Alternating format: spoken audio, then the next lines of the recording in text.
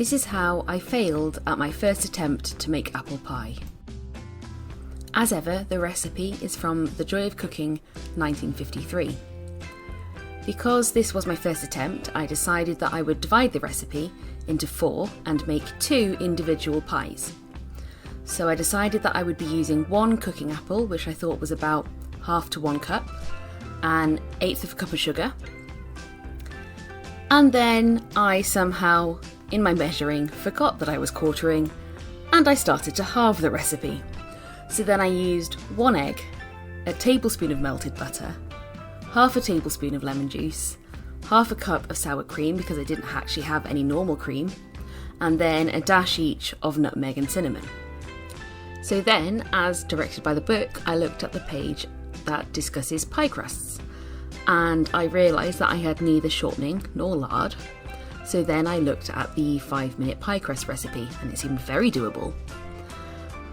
But then I had the question, what is salad oil? And looking back, I should have Googled it first, because it turned out that it was more in the vegetable oil, rapeseed oil spectrum of oil rather than olive oil, which is what I actually used.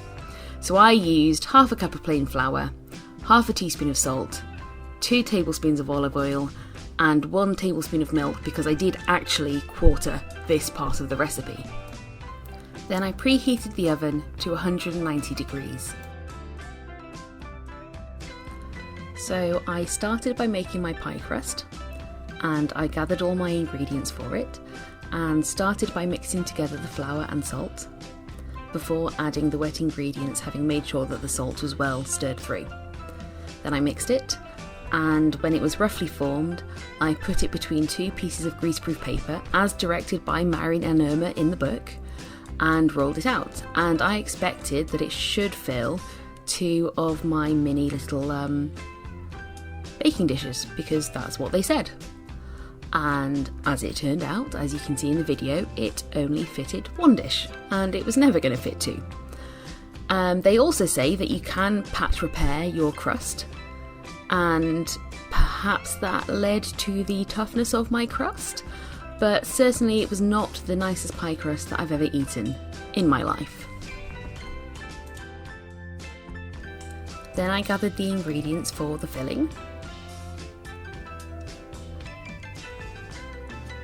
and I started by chopping, coring and peeling the apple.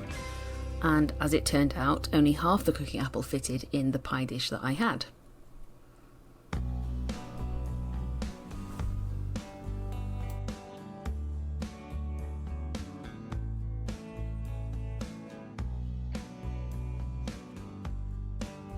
And after filling the pie dish as much as I could with the apple that I had, I then got a bowl to mix the wet ingredients, mixed them together, and then poured them over the apple into the pie dish.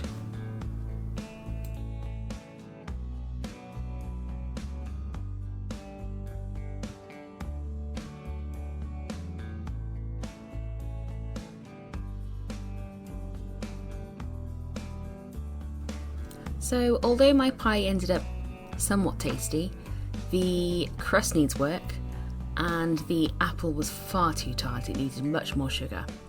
So I will try again.